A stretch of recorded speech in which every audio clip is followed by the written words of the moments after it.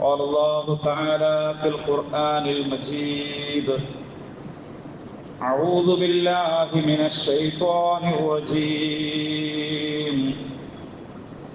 مثل الذين ينفقون أموالهم في سبيل الله كمثل حبة أنبتت سبع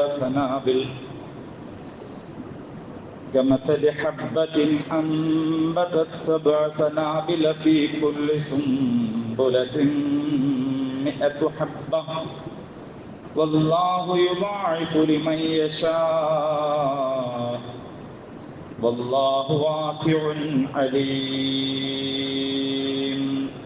صدق الله العظيم. ആദരണീയരായ സത്യവിശ്വാസികളെ, അല്ലാഹു സുബ്ഹാനഹു വ തആല കൽപ്പിച്ചത് പ്രകാരം ജീവിതത്തിൻ്റെ ഓരോ സന്ദർഭങ്ങളിലും തഖ്വ ഉള്ളവരായിരിക്കാൻ പരമാവധി പരിശ്രമിക്കണമെന്ന് ആദ്യമേ തന്നെ വസിയത്ത് ചെയ്യുകയാണ്. അല്ലാഹു സുബ്ഹാനഹു വ തആല നമ്മെ എല്ലാവരെയും അനുഗ്രഹിക്കുമാറാകട്ടെ. പരിശുദ്ധ ഖുർആനിലെ സൂറ അൽ ബഖറയിൽ 261 ആയത്താണ് ഇവിടെ ഞാൻ ഓതി കേൾപ്പിച്ചിട്ടുള്ളത്. അള്ളാഹുവിൻ്റെ മാർഗത്തിൽ തങ്ങളുടെ ധനം ചെലവഴിക്കുന്നവരുടെ ഉപമ, അത് ഒരു ധാന്യമണി, അത് 7 കതിരുകൾ മുളപ്പിച്ചു. ഓരോ കതിരിലും 100 മണികൾ. അള്ളാഹു അവൻ ഇച്ഛിക്കുന്നവർക്ക് ഇരട്ടിപ്പിച്ചു കൊടുക്കുന്നു. അള്ളാഹു ഏറെ വിശാലതയുള്ളവനും സർവജ്ഞനുമാണ് എന്നാണ് അതിൻ്റെ അർത്ഥം. നമ്മുടെ രാജ്യത്ത് ഇന്ന് ഏറ്റവും കൂടുതൽ ചർച്ച ചെയ്യപ്പെട്ടുകൊണ്ടിരിക്കുന്ന കാര്യമാണ് വഖഫ്. അതുമായി ബന്ധപ്പെട്ട നിയമ ഭേദഗതിയും അതുണ്ടാക്കുന്ന പ്രത്യാഘാതങ്ങളും, അതിനെതിരെ ശക്തമായി പൗരജനങ്ങൾ പ്രതികരിക്കേണ്ടുന്നതിൻ്റെ ആവശ്യകതയുമൊക്കെ ഇതിനകം നാം മനസ്സിലാക്കി കഴിഞ്ഞതാണ്.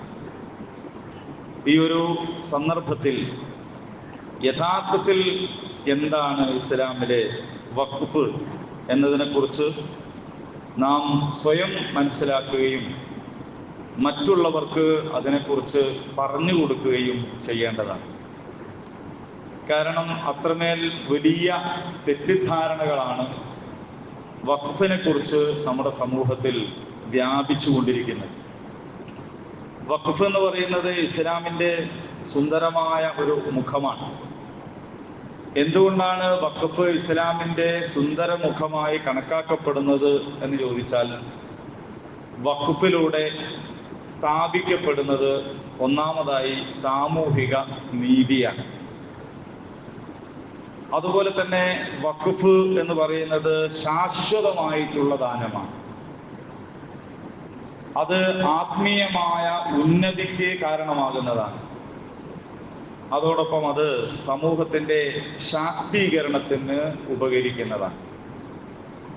മഹാനായ ഉമർ ബിൻ ഖത്താബ് റളിയല്ലാഹു അൻഹു റസൂൽ സല്ലല്ലാഹു അലൈഹി വസല്ലമയെ സമീപിച്ചിട്ട് ചോദിക്കുന്നുണ്ട്, എനിക്ക് ഖൈബറിൽ ഒരു സ്വത്തുണ്ട്, അത് ഏറ്റവും കൂടുതൽ പ്രതിഫലം ലഭിക്കും വിധം എങ്ങനെയാണ് ഞാൻ ദാനം ചെയ്യേണ്ടത് എന്ന്.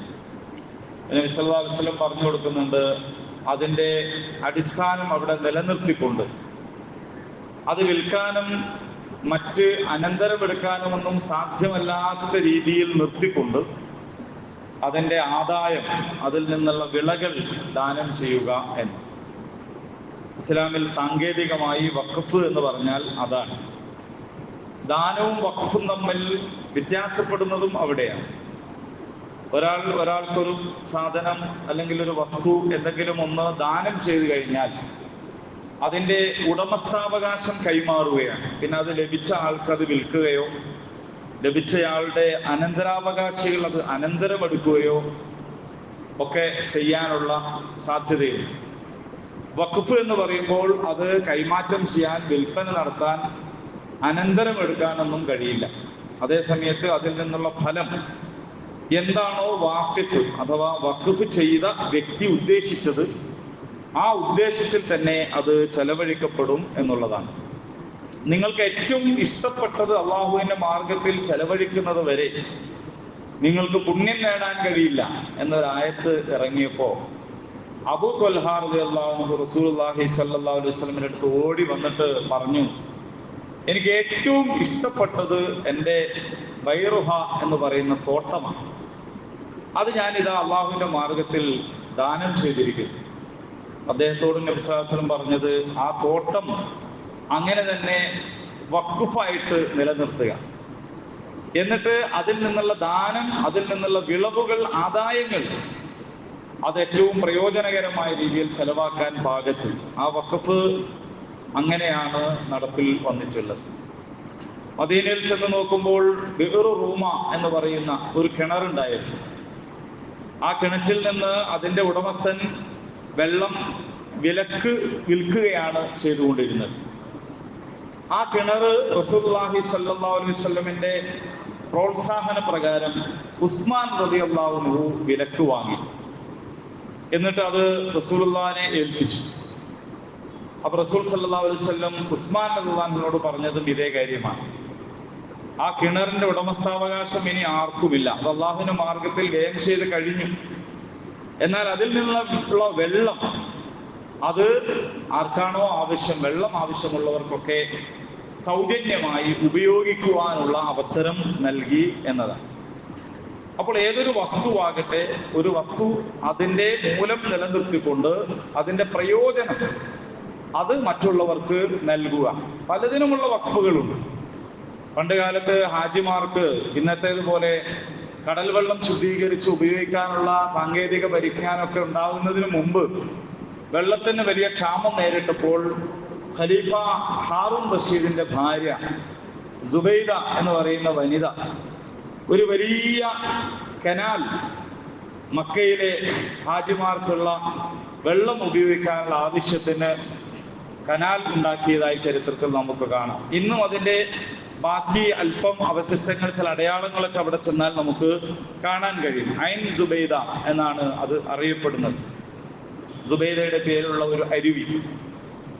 ഒരുപാട് വിദ്യാഭ്യാസ സ്ഥാപനങ്ങൾ, ഗ്രന്ഥശാലകൾ, ആശുപത്രികൾ, വിശ്രമ മന്ദിരങ്ങൾ, അതുപോലെ മനുഷ്യർക്ക് മാത്രമല്ല മൃഗങ്ങൾക്ക്, അലഞ്ഞു നടക്കുന്ന മൃഗങ്ങൾക്കുള്ള ഷെൽട്ടറുകൾ, അങ്ങനെ തുടങ്ങി ഇസ്ലാമിൽ പുണ്യമായിട്ട് പരിചയപ്പെടുത്തിയിട്ടുള്ള, നന്മയായിട്ട് പരിചയപ്പെടുത്തിയിട്ടുള്ള ഏതൊരു കാര്യത്തിനു വേണ്ടിയും വഖഫ് ചെയ്യാൻ കഴിയും. എന്നാൽ അത് എങ്ങനെയാണ് വഖഫ് ചെയ്യുന്നത്? അതിനൊരു വാക്കിഫ് വേണം. എന്ന് പറഞ്ഞാൽ സ്വയം ഉടമസ്ഥതയിൽ സ്വത്തുള്ള ഒരു വ്യക്തി വേണം. ഒരാൾക്ക് ഒരു സ്വത്ത് വഖഫ് ചെയ്യണമെങ്കിൽ അയാൾക്ക് അതിൻ്റെ ഉടമസ്ഥ അവകാശം വേണം. അയാൾ ബുദ്ധിയുള്ള ആളായിരിക്കണം, വകതിരിവുള്ള ആളായിരിക്കണം, അയാൾ സ്വതന്ത്രനായിരിക്കണം, അടിമയായിരിക്കരുത്. ഇങ്ങനെയൊക്കെയുള്ള ഉപാധികളോടുകൂടി അള്ളാഹുവിന്റെ മാർഗത്തിൽ വ്യയം ചെയ്യുന്നതാണ് യഥാർത്ഥത്തിൽ വഖഫ് എന്ന് പറയുന്നത്. ആ വഖഫ് അതിൻ്റെ ഒരു പ്രോത്സാഹനം ഖുർആനിൽ നിന്ന്, ഹദീസിൽ നിന്ന് ലഭിച്ചിട്ടുള്ള ആ പ്രോത്സാഹനം കൊണ്ട് ധാരാളക്കണക്കായിട്ടുള്ള സംരംഭങ്ങൾ ചരിത്രത്തിൽ ഉണ്ടായി വന്നതായി നമുക്ക് കാണാൻ കഴിയും. ആ ഉപാധികൾ പാലിക്കപ്പെടുമ്പോഴാണ്. അല്ലാതെ ഏതെങ്കിലും ഒരു സ്വത്തിനുമേൽ അവകാശവാദം ഉന്നയിച്ചുകൊണ്ട് സ്വന്തമാക്കുന്നതല്ല വഖഫ് എന്ന് പറയുന്നത്. ഇനി നമ്മുടെ നാട്ടിൽ നിലവിലുള്ള വഖഫ് ബോർഡ് എന്ന് പറയുന്നത് ഈ വഖഫ് സ്വത്തുക്കളുടെ ഉടമസ്ഥരല്ല, അങ്ങനെയുള്ള ഒരു തെറ്റിദ്ധാരണയും പരത്തിക്കൊണ്ടിരിക്കുന്നുണ്ട്. ഇന്ത്യയിൽ ഏറ്റവും കൂടുതൽ സ്വത്തുള്ളത് റെയിൽവേക്കാണ്, അത് കഴിഞ്ഞാൽ പിന്നെ മിലിറ്ററിയാണ്, അത് കഴിഞ്ഞാൽ വഖഫിനാണ് എന്ന് പറയുന്നത് കേട്ടാൽ തോന്നുക ഈ വഖഫ് ബോർഡിന് ഇത്രയേറെ സ്വത്തുക്കൾ ഉണ്ട് എന്നാണ്. യഥാർത്ഥത്തിൽ വഖഫ് ബോർഡ് എന്ന് പറയുന്നത് ഈ വഖഫ് സ്വത്തുക്കളുടെ കാവൽക്കാർ മാത്രമാണ്. അതിൻ്റെ മേലുള്ള കയ്യേറ്റങ്ങളോ മറ്റോ ഉണ്ടെങ്കിൽ അത് ശ്രദ്ധിക്കാൻ വേണ്ടി നമ്മുടെ തെരഞ്ഞെടുക്കപ്പെട്ട ഗവൺമെന്റ് തന്നെ നിയമിച്ചുകൊണ്ടിരിക്കുന്ന ആളുകളാൽ നയിക്കപ്പെടുന്ന ഒന്നാണ്. അപ്പൊ ചരിത്രത്തിലും വർത്തമാനകാലത്തും വഖഫിന് നമുക്ക് ആയിരക്കണക്കിന് ഉദാഹരണങ്ങൾ കാണാൻ കഴിയും. അള്ളാഹുവിന്റെ മാർഗത്തിൽ ധനം വിനിയോഗിക്കാൻ ഇസ്ലാമിൽ ഒട്ടേറെ വഴികളുണ്ട്. സക്കാത്തുണ്ട്, സ്വതക്കയുണ്ട്, പ്രായശ്ചിത്തങ്ങളുണ്ട്. അതിലേറ്റവും മനോഹരമായിട്ടുള്ള ഒരു ധനവിനിയോഗ മാർഗമാണ് വഖഫ് എന്ന് പറയുന്നത്. നമുക്ക് ധാരാളമായി അതിൽ നിന്ന് പഠിക്കാനുണ്ട്, പകർത്താനുണ്ട്, നമ്മുടെ ചുറ്റുപാടുകളിലുള്ളവർക്ക് പകർന്നു നൽകാനുണ്ട്. അള്ളാഹു ഉപകാരപ്രദമായ വിജ്ഞാനം നൽകി നമ്മെ അനുഗ്രഹിക്കുമാറാകട്ടെ.